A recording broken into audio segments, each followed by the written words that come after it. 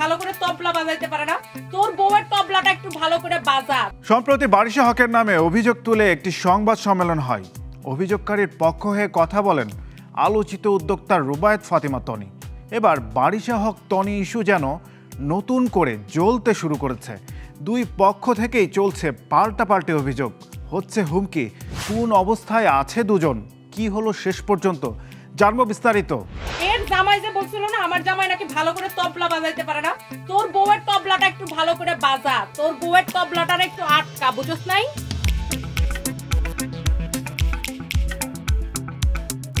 বাংলাদেশের বিতর্কিত মডেল অভিনেত্রী বারিশা হক, অপরদিকে সামাজিক যোগাযোগ মাধ্যমের আরেক জনপ্রিয় মুখ ও উদ্যোক্তা রুবায়েত ফাতিমা তনি।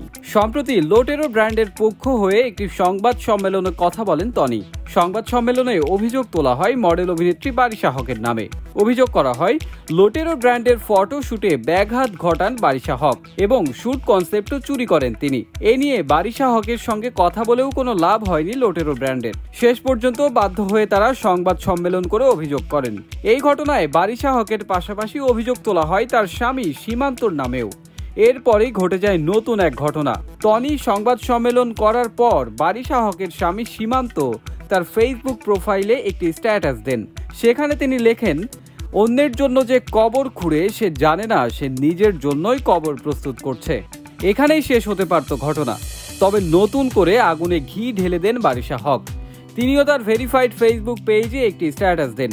সেখানে তিনি লেখেন, প্রেস কনফারেন্সের অভিযোগকারীদের বিরুদ্ধে এখন অভিযোগ দিচ্ছেন অনেক ভুক্তভোগী। একজন আন্তর্জাতিক ফ্যাশন ডিজাইনার একাধিক মডেলদের বিদেশ ভ্রমণের নাম করে টাকা আত্মসাৎ করেন। আরেকজন নারী উদ্যোক্তা রেস্টুরেন্টের ফেক ব্যবসায়িক পরিচয় দিচ্ছেন সামাজিক যোগাযোগ মাধ্যমে। আরেকজন প্রমোশনের নামে টাকা দিয়ে মাসের পর মাস ঘোরাচ্ছেন অনলাইন পেজের মালিকদের। কথায় আছে না, অন্যের জন্য কবর খুঁড়তে গেলে নিজেই সেই কবরে পড়তে হয়। আল্লাহ ছাড় দেন কিন্তু ছেড়ে দেন না, সত্যের জয় হবেই। বারিশার ফেসবুক পোস্টের পর পাল্টা স্ট্যাটাস দেন রুবায়েত ফাতিমা তনি। তবে উভয়ের স্ট্যাটাসে কোথাও কারোর নাম উল্লেখ করেননি।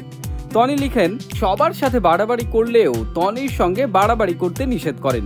ইঙ্গিতপূর্ণভাবে লেখেন, আপনার সেক্টরের কোনো প্রমোটার পর্যন্ত আপনাকে দেখতে পারেন না। কেন ভেবে দেখেছেন? আপনার মতো ফেক শো অফ করে আমি মার্কেটে ভিউ ধরে রাখিনি। মানুষ আমাকে ভালোবাসে, তাই যখন কোথাও নিজের শোরুম ওপেন করি হাজার হাজার মানুষের ঢল নামে, যার ভিডিও সোশ্যাল মিডিয়াতে অভাব নেই। রেস্টুরেন্ট প্রসঙ্গে তনি লিখেন, বাই দ্য ওয়ে, সবাইকে নিজের মতো ভণ্ড ভাববেন না। আমার একটা না 3টা রেস্টুরেন্ট শেয়ার আছে, যা নিয়ে আপনার মতো শো অফ করতে হয় না। তিনি আরো বলেন, আমি নিজেকে ফেক রেস্টুরেন্টের মালিক বলছি, এটা প্রমাণ করতে পারলে সোশ্যাল মিডিয়াতে চেহারা দেখাবো না। সাহস থাকলে আমার নাম ধরে পোস্ট দেন, মিথ্যা কথা ছড়ানোর জন্য কান ধরে উঠবস করাবো। সবশেষে তনি ইঙ্গিত করে এও উল্লেখ করেন যে অপকর্মগুলো করেছেন উদ্যোক্তাদের সাথে, আপনার বিরুদ্ধে ডাক দিলে কয়েকশো উদ্যোক্তা দাঁড়াবে, তখন পালানোর জায়গা পাবেন না। তো এখন তো বাঁচানোর জন্য হাউন আঙ্কেলও নেই। উভয়ের পোস্টে কেউ কারো নাম উল্লেখ না করলেও তাদের কথা এবং ইঙ্গিত থেকে বোঝা যায় তারা একে অপরকে ইঙ্গিত করে কথা বলছেন। এ বিষয়ে অবশ্য আরো নিশ্চিত হওয়া যায় নেটিজেনদের মন্তব্য দেখলে। তারা সরাসরি উল্লেখ করছেন বারিশা ও তনির নাম।